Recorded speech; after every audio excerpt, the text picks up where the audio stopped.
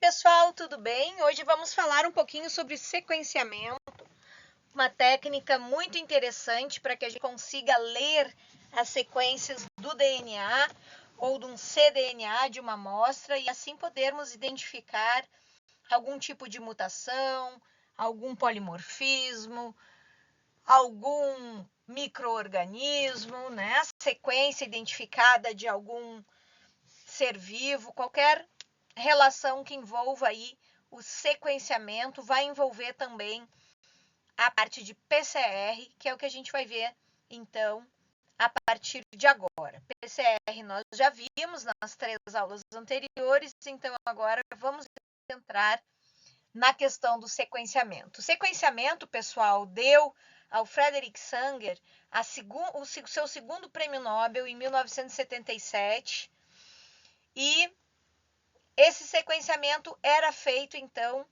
de uma forma bastante simples e fornecia, na época, para os pesquisadores, um mapa físico de genes e de cromossomos, ou seja, qual sequência estava em qual região do DNA, em qual posição, e assim iam sendo montados como quebra-cabeças de pequenas regiões do DNA que conseguiam ser sequenciadas. Com o passar do tempo, essa técnica inicial do Sanger, que a gente já vai ver como é que ela vai se tornando automatizada, né? Ela vai se tornando mais robotizada, menos mão para pipetar e mais o aparelho que pipeta e faz tudo e lava a reação, né? Elimina os excessos de reagentes, até então ser hoje o que nós temos, que é o sequenciamento de terceira e quarta geração, né? Na verdade, hoje, 2024, a gente já está em quarta geração. Terceira geração é o que é muito utilizado ainda por grandes centros de pesquisa, então é muito difícil tu ter hoje um sequenciador num laboratório específico de uma universidade. Geralmente nós temos centros que fazem o sequenciamento, que torna esse custo dessas reações muito mais baratas, né? Então, não só com o material de consumo, né, os reagentes que precisa para essa reação, mas também o próprio equipamento, que é um equipamento de alto custo, manutenção, né? Tem que ter todo um cuidado com esses equipamentos. Mas então vamos relembrar um pouquinho o que a gente precisa aqui para fazer o sequenciamento. Algumas considerações, como está em tela aí para vocês. Nós temos aqui a diferença, né, do nucleotídeo de RNA e do nucleotídeo de DNA, né, sem a oxidrila aqui no C2. E, na verdade, nessa figurinha, nós estaremos trabalhando sem ela aqui também na posição C3, tá, para os de DNA.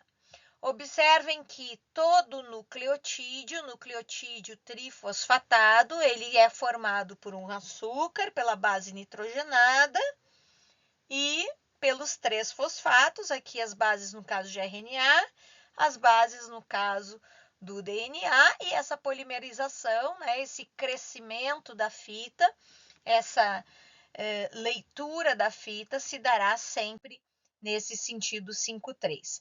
Então, como é que acontecia isso antes? Observem a figura.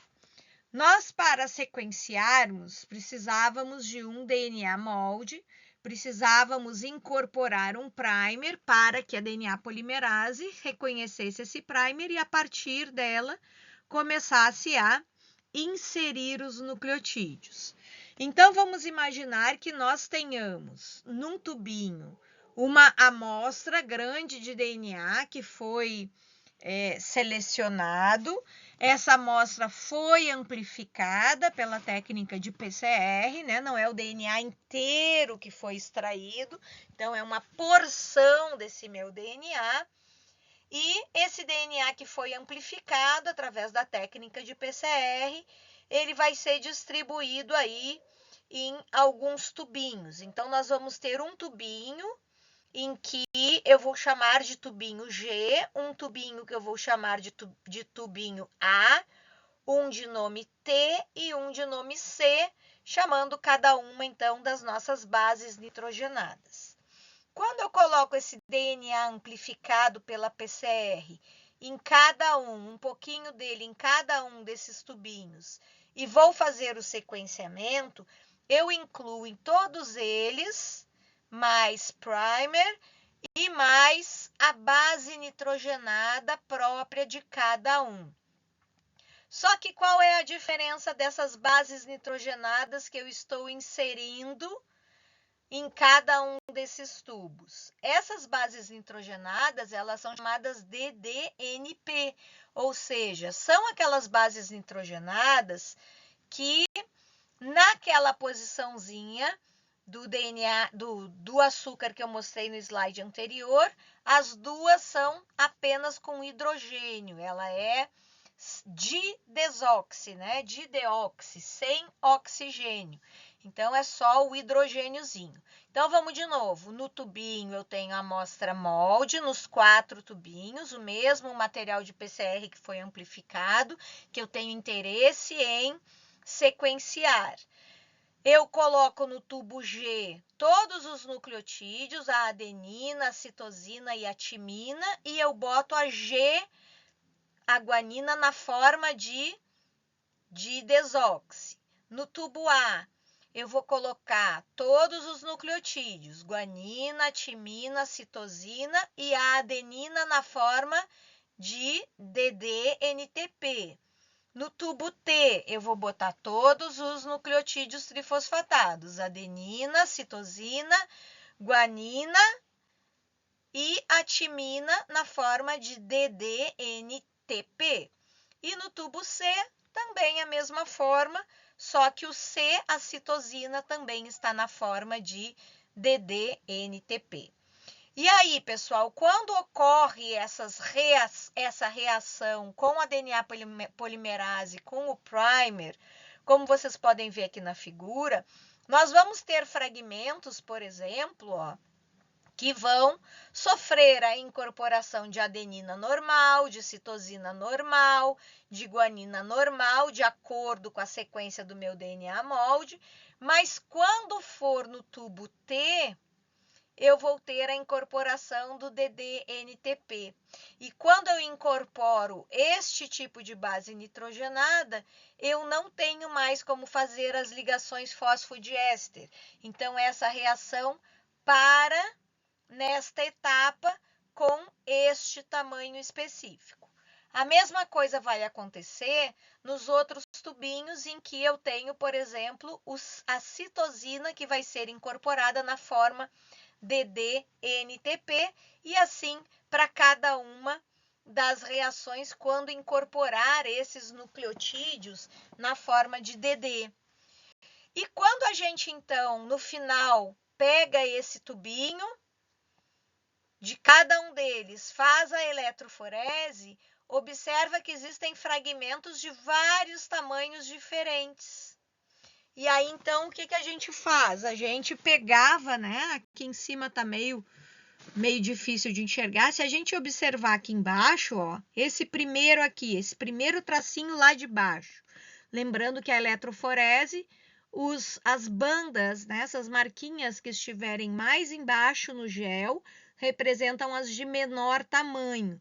No caso aqui, ela tem um tamanho em torno de 10 nucleotídeos. Observem a sequência dela. Estão vendo? G, C, C, C, G, T, C, A, C, T. A última incorporação é o T. E nesse aqui do lado, logo acima dessa banda aqui, nós temos uma que termina em C. Como é que eu sei que eu tenho essa sequência? Porque ali, ó, na sequência do T, depois do T vem C, e assim por diante, vocês estão vendo aqui o A, depois eu tenho de novo o C, depois eu tenho de novo o T, depois eu tenho de novo o G, depois eu tenho 3 C seguidos, e depois eu tenho novamente um G. E assim, então, a gente ia fazendo esta montagem, este quebra-cabeça de toda aquela sequência, de todo aquele fragmento que eu amplifiquei no início da minha amostra com o meu PCR. Depois dessa técnica, né, que eu mostrei agora, que é a técnica de Sanger, nós temos o sequenciamento já automatizado. E como é que é isso? A incorporação desses DDs NTPs vem acompanhada de uma sonda fluorescente, que quando ela é incorporada com esta base nitrogenada DD-NTP, ela também emitia, né, uma fluorescência com uma cor característica. E também elas eram agrupadas. Então, observem aqui de baixo, ó. Primeiro é T, depois eu tenho C, depois eu tenho A. Olha lá, T, depois C, depois A. Quais são as cores? O vermelhinho correspondia a T, o azulzinho ao C, o verdinho ao A, e assim por diante, até a gente conseguir fazer da primeira base à 10ª base, né, do menor, o mais baixo, até a maior, né, com 10 aí já nucleotídeos, certo? Então, aí a gente vai fazendo a leitura desta forma até completar o material, né, que foi amplificado inicialmente e posto para ser sequenciado nestes equipamentos, tá? E aí, então, essa foi a parte da primeira, da segunda geração, e agora a gente vai falar um pouquinho da terceira geração. Como é que acontece a amplificação com a terceira geração? Eu peguei aí do slide de um colega que trabalha bastante com isso e que ele mostra, né, uma coisa que é bastante interessante aqui para vocês, quanto custava para sequenciar o genoma inteiro humano em 2001 e como esses valores foram caindo conforme a tecnologia ia se disseminando e sendo utilizada aí com amplas aplicações, como vocês estão vendo aí, tudo que a gente pode usar para fazer o sequenciamento aí de terceira geração, tá? Hoje nós temos alguns equipamentos que são os mais importantes, os mais utilizados, né? Deve ter mais do que esses, que é da marca do Illumina, do Ion Torrent, que é da Thermo Fisher, e o BGI, que é uma outra marca que também tem disponível. Basicamente, todos eles atuam com o mesmo fluxo de trabalho, que parte de uma construção inicial de uma biblioteca, ou seja, qual é a região que eu quero amplificar,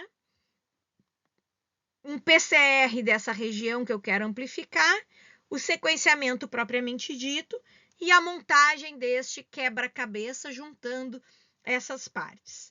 Então, vamos dar uma olhada em como é que isso acontece. O que é a construção da biblioteca? É pegar o meu fragmento de DNA que eu quero sequenciar, né, e isolar ele, e a partir dele, então, fazer várias cópias num PCR normal, gerando, então,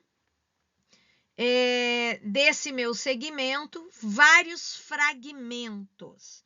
Então, vamos imaginar que eu tenho aí um pedaço de 200 pares de base que eu preciso sequenciar e eu vou picotar, né, esse fragmento, esse pedaço de DNA em fragmentos menores. Depois que eu picotar esse fragmento, e aí essa picotada pode ser por ação mecânica, através de sonicação, ou por enzimas, como DNases, RNases, ou pode ser também direcionada através de enzimas de restrição. Então, tem várias técnicas, né? Quem quiser depois dar mais uma espiada em cima disso. Depois, então, que eu picotar esse meu DNA, eu tenho que associar, então vamos imaginar que esse aqui seja um pedaço do meu DNA picotado, eu preciso juntar a esse pedaço fragmentos que eu conheço e que são comercializados por essas empresas que têm esses equipamentos. Então, cada empresa tem os seus kits para fazer os seus diagnósticos através de sequenciamento. Então, essas extremidades, que nós chamamos de barcodes, ou extremidades conhecidas, né, deles, nós vamos unir a essas extremidades. E por que eu preciso disso? Porque a minha etapa seguinte é um PCR. E vocês sabem que para PCR eu preciso conhecer as extremidades, porque o primer vai se ligar às extremidades e a partir dele nós teremos a amplificação dessa região. Então, nós temos primeiro a construção da biblioteca, que envolve pegar o meu fragmento de DNA, quebrar ele em vários pedacinhos e depois associar ao meu fragmento quebrado essas extremidades conhecidas. E aí eu posso trabalhar com diferentes marcadores, tá? Esse exemplo aqui é quando eu tenho mais de uma amostra e eu quero comparar amostras, por exemplo, de 2 pacientes. Mas vamos pensar numa única sequência, né? Então, eu tenho aquele gene que foi quebrado em vários pedacinhos e agora, então, eu adicionei esse código de barras nas pontinhas e que vai me permitir a próxima etapa, que é a parte de amplificação. Falou em amplificação, vocês já estão carecas de saber, amplificação é um PCR. Então, cada um daqueles pedacinhos que eu fiz, gente, vai se ligar a esses bits, que são essas bolinhas que estão dentro de um tubinho de reação próprio também desse kit. Cada bolinha dessa vai pegar o meu DNA com esses barcodes, com essas extremidades conhecidas. Em cada bolinha eu vou ter ação da polimerase, eu vou ter nucleotídeos, eu vou ter primers que vão se associar a esses barcodes, né? Então, que são essas sequências já conhecidas. Eu tenho solução tampão e eu tenho o íon magnésio, que é importante aí para a atividade da enzima. E aí, o que vai acontecer? Essa reação de PCR em emulsão vai pegar de um único pedacinho do meu DNA e vai fazer muitos DNAs ao redor de cada uma dessas bolinhas. Lembrando que todos eles aqui são iguais, todos eles são iguais porque sofreram amplificação pela PCR, tá? Então, aquele fragmento, né, ele vai se amplificar de forma tal que eu possa fazer a reação de sequenciamento. E isso é uma coisa muito, muito, muito importante. Então, cada laboratório que precisa encaminhar uma amostra para ser sequenciada num grande centro, ela prepara toda essa etapa antes. E a preparação dessa etapa tem que ser feita com excelência para que o sequenciamento dê certo, tá? Então, isso tudo a gente pode fazer lá no nosso laboratório e depois encaminhar para esse grande centro. E aí, então, esse PCR agora, que está pronto, né? Cada bits aqui eu tenho um pedacinho daquele meu fragmento que foi gerado de uma amostra-alvo que eu pretendia sequenciar. E aí, quando entra para fazer o sequenciamento, quando chega nesse ponto de sequenciamento, o que vai acontecer? O próprio robozinho vai sacar uma amostra que eu encaminhei para ele e vai colocar nesse microchip. Nesse caso aqui, a gente está falando da tecnologia do Ion Torrent, que é, então, a utilização de chips específicos e que vão medir, né, a incorporação de bases nitrogenadas próprias para o sequenciamento através da alteração de pH. Por isso que leva esse nome aí, Ion Torrent, tá? Então, olha só, eu vou colocar uma gotinha da minha amostra aqui. Esses chips aqui, gente, se a gente olhar ele com uma amplificação, deixa eu passar para frente a tela. Isso. Esse chip, ele é formado de vários pocinhos, ó.